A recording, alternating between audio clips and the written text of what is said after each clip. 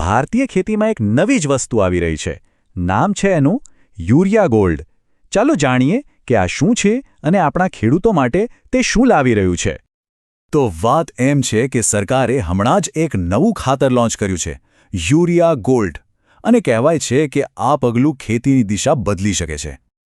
પણ સવાલ એ છે કે આખરે આ યુરિયા ગોલ્ડ છે શું અને ભારતના ખેડૂતો માટે આટલું બધું મહત્વનું કેમ ગણવામાં આવી રહ્યું છે?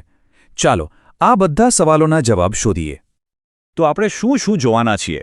સૌથી પહેલાં તો યુરિયા ગોલ્ડનો પરિચય, પછી એ છે શું એની ડિટેલ્સ, એની જરૂર કેમ પડી, વૈજ્ઞાનિકો આના વિશે શું માને છે, અને છેલ્લે ખેડૂતો માટે કેટલીક કામની સલાહ. તો ચાલો શરૂઆત કરીએ. ભારતમાં અત્યારે NPK એટલે કે નાઇટ્રોજન, ફોસ્ફરસ અને પોટાશ ખાતરોના ઉપયોગ પર ઘણી ચર્ચાઓ ચાલી રહી છે અને બરાબર એવા સમયે જ આ યુરિયા ગોલ્ડ બજારમાં આવ્યું છે. તો સીધી અને સરળ ભાષામાં કહીએ તો યુરિયા ગોલ્ડ એટલે સલ્ફર કોટેડ યુરિયા. હવે આનો મતલબ શું?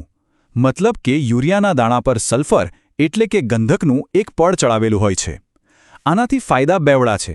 એક તો નાઇટ્રોજન ધીમે ધીમે છોડને મળે છે અને બીજું જમીનને સલ્ફર પણ મળી જાય છે. ચાલો હવે જરા ઊંડાણમાં ઉતરીએ અને જોઈએ કે આ ખાતરમાં એવું તો ખાસ શું છે. જો આપણે આ બંનેની સરખામણી કરીએ તો જુઓ, સામાન્ય યુરિયામાં 46% નાઇટ્રોજન હોય છે, જ્યારે યુરિયા ગોલ્ડમાં નાઇટ્રોજન ઘટીને 37% થઈ જાય છે, પણ સાથે 17% સલ્ફર પણ ઉમેરાય છે. અને હા, એની થેરી પણ 45 કે 50 કિલોની જગ્યાએ 40 કિલોની જ આવશે. અને હવે સૌથી અગત્યની વાત, કિંમત. તો 40 કિલોની એક થેલીની કિંમત ₹254 નક્કી કરવામાં આવી છે. અને ખેડૂતોની સગવડ માટે યુરિયા ગોલ્ડ ખાલી 40 કિલોમાં જ નહીં, પણ 2, 5, 10 અને 20 કિલોના નાના પેકિંગમાં પણ ઉપલબ્ધ થશે. એટલે જેવી જેની જરૂરિયાત એ પ્રમાણે ખરીદી શકાય. તો હવે સવાલ એ થાય કે સરકારને આ નવું ખાતર લાવવાની જરૂર જ કેમ પડી? વેલ, એનો જવાબ આપણી જમીનમાં જ છુપાયેલો છે. વાત ખરેખર એવી છે કે ભારતમાં મોટાભાગની ખેતીની જમીનમાં પોષક તત્વોની ભયંકર ઉણપ જોવા મળી રહી છે. અને એનું મુખ્ય કારણ છે ખાતરોનો આડેધડ અને અસંતુલિત ઉપયોગ. અને જે તત્વની સૌથી વધુ ઉણપ છે એ છે સલ્ફર. અને આ સલ્ફર આટલું બધું જરૂરી કેમ છે? કારણ કે નાઇટ્રોજન, ફોસ્ફરસ અને પોટાશ પછી સલ્ફર એ પાક માટે ચોથું સૌથી અગત્યનું પોષક તત્વ છે. એ પ્રોટીન બનાવવામાં મદદ કરે છે, તેલીબિયામાં તેલનું પ્રમાણ વધારે છે અને દાણાની ક્વોલિટી પણ સુધારે છે. એટલું જ નહીં, જો જમીનમાં સલ્ફર હોય તો નાઇટ્રોજન જેવા બીજા ખાતરો પણ વધારે અસરકારક રીતે કામ કરે છે. ઓકે, તો સરકારે તો આ સમસ્યાનો ઉકેલ લાવવાનો પ્રયત્ન કર્યો છે, પણ જે લોકો આ ફિલ્ડના એક્સપર્ટ છે, એટલે કે આપણા કૃષિ વૈજ્ઞાનિકો, એ લોકોનું આ વિશે શું કહેવું છે? ચાલો એ પણ જાણીએ. અહીં એક મોટો સવાલ ઊભો થાય છે. શું ફક્ત યુરિયા ગોલ્ડ વાપરવાથી બધી સમસ્યાઓનો અંત આવી જશે?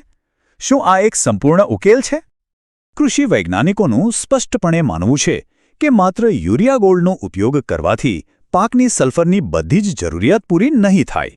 અને આ એક ખૂબ જ મહત્વનો મુદ્દો છે. એવું કેમ?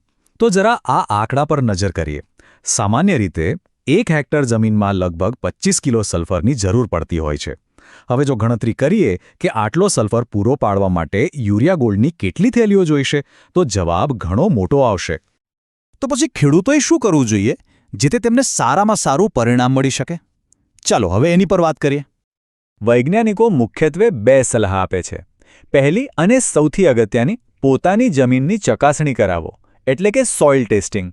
અને બીજી, જો ટેસ્ટિંગમાં ખબર પડે કે સલ્ફરની ઉણપ વધારે છે તો યુરિયા ગોલ્ડની સાથે સાથે સલ્ફરના બીજા સ્ત્રોતોનો પણ ઉપયોગ કરો. તો આ બીજા સ્ત્રોતો કયા હોઈ શકે? નિષ્ણાતો સૂચવે છે કે વાવણી કરતી વખતે જમીનમાં બેન્ટોનાઇટ સલ્ફર ઉમેરી શકાય છે, અથવા તો પાક ઉગ્યા પછી તેના પર સીધો છંટકાવ પણ કરી શકાય છે. તો ટૂંકમાં યુરિયા ગોલ્ડ એ ચોક્કસપણે એક સારું અને સાચી દિશામાં લેવાયેલું પગલું છે, પણ એ કોઈ જાદુઈ છડી નથી. સારામાં સારો પાક લેવા માટે પોતાની જમીનને સમજવી અને તેની જરૂરિયાતોને પૂરી કરવી એ જ સૌથી મહત્વનું છે. હવે જોવાનું એ રહેશે કે આ નવા ખાતર યુરિયા ગોલ્ડ વિશે લોકોનો અનુભવ કેવો રહેશે.